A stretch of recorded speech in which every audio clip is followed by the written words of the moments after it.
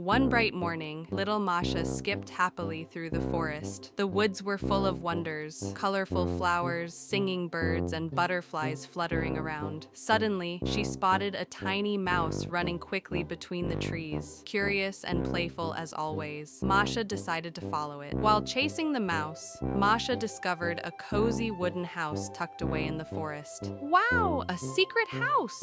she whispered with excitement. Without hesitation, she pushed the door open and stepped inside. There, sitting in a big armchair, was Bear, reading a book peacefully. When he looked up and saw Masha, his eyes widened in surprise. For a moment, Bear felt a little startled. He had never seen such a lively little girl in his quiet home before. Masha, full of energy, climbed right onto the table with a giggle. Bear gently lifted her down, shaking his head with a smile. But Masha was too curious to stay still. She ran around the room, touching everything she saw. Bear carefully stopped her, pointing to a chair. Masha finally sat down, pouting for just a moment before her eyes sparkled again. Wanting to be kind, Bear went to the kitchen and cooked a warm meal for her. The delicious smell filled the room, and Masha's face lit up with joy. She ate happily, swinging her feet under the chair. Afterward, the two new friends went outside to play. They chased each other around the garden and then strolled together through the forest paths. Along the way, they paused to watch little animals,